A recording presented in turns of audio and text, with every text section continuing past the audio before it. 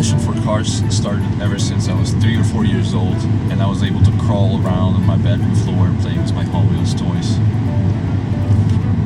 In fact, my first ever memory is when me and my parents just moved into a new apartment, and right under my desk in my new room, I found an old beat up Hot Wheels toy. It was black and green.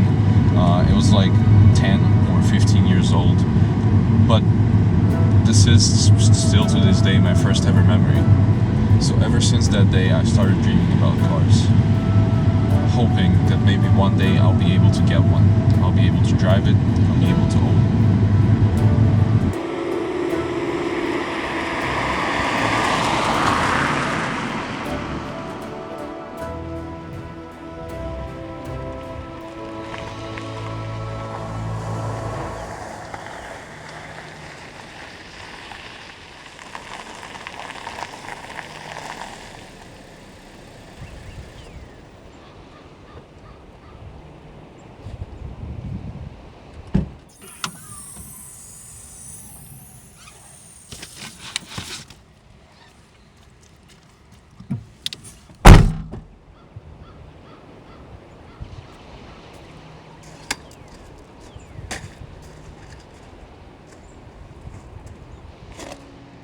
So this passion hasn't really gone unnoticed by my parents. They saw my interests and they started feeding me all the content about cars. Growing up, I watched things like Top Gear, Formula One, and many more. Mostly racing programs, entertaining shows about cars, and all of car reviews and racing.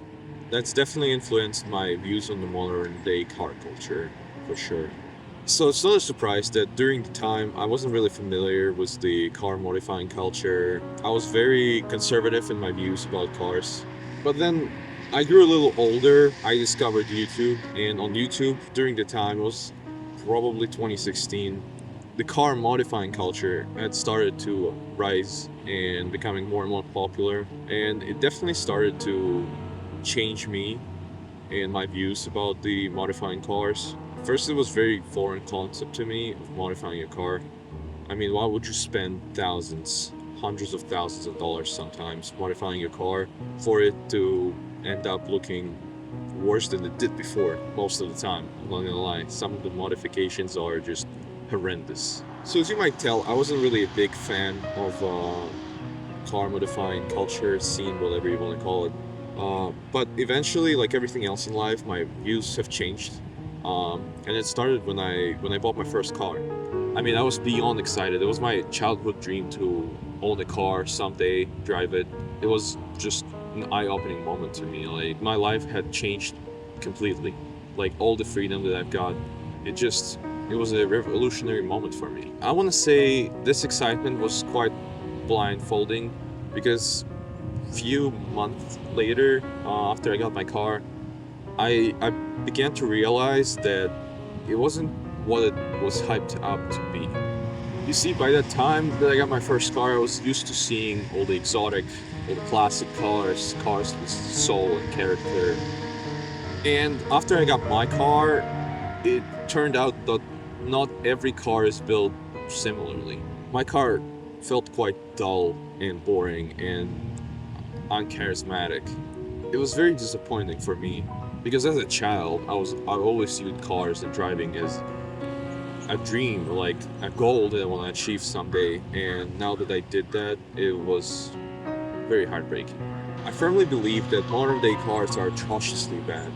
They all have the same design that has to go through hundreds of engineers and designers before it gets released, and I feel like it washes out the character that the cars once had when they were developed by small teams of people, very passionate people about their craft. That's just not the case anymore. Now cars are crafted inside of the corporate offices with hundreds and thousands of employees and checks, and it just kills the creativity. I'm not saying that all the cars that are being made right now are dull. For example, Ferrari or Lamborghini or Porsche. All those car manufacturers, they still do have passion in their cars, but the price tag is just not achievable for most people. So I believe that's why people turn to modifying their cars. It's the desire for their cars to have soul, have passion, have character, and it's very hard to achieve with new cars. So people just turn to modifying their own to make their cars a part of themselves, something that they will enjoy and be excited to drive every day.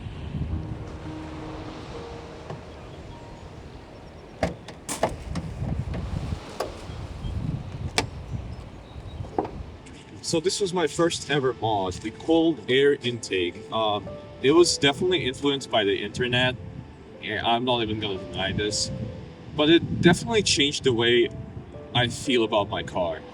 Yes, it didn't really give me any extra power or fuel economy or anything. It arguably made the car a little worse on fuel, but not because it's a bad mod. It's because it gives me joy every time I press the gas pedal, because now I can hear the turbo spooling and roaring, and it just makes the car more enjoyable.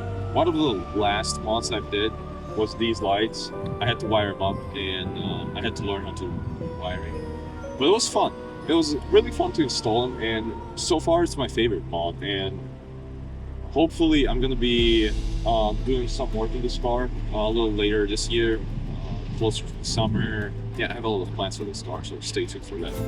But yeah, these mods definitely made my car more enjoyable and fun to drive. And the passion for cars reignited from ever since I did my first mods.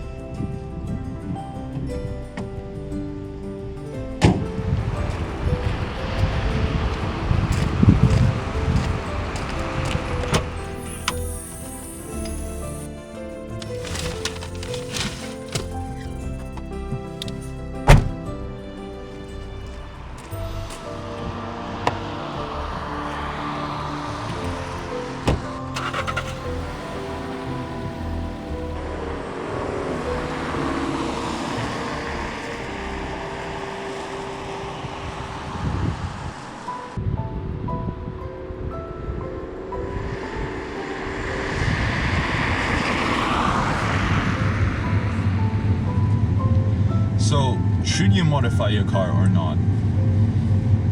Absolutely. Absolutely, you should modify your car. You should put as much effort into it as you want. But in the end of the day, you shouldn't let anyone on the internet tell you how to modify your car. Because it's always better to go against the flow and stay true to yourself. People will tell you that you need a loud exhaust, big wheels, slam suspension. But you should always ask yourself, is it really who you are? Is it really what you want to represent? Because your car is basically a representation of who are you as a person. And you drive it around every day. You use it every day. That's why you should modify your car in the way you want it to be. I did the same with my car. I started with the mode that is very popular on the internet. And it didn't disappoint me, but it opened my mind to modifying my car, and it helped me realize how important it is to make your car your own. Because in the end of the day, you're the one driving it every day, and you're the one who's going to be enjoying it for the rest of your life with this car, for the rest of this car's life.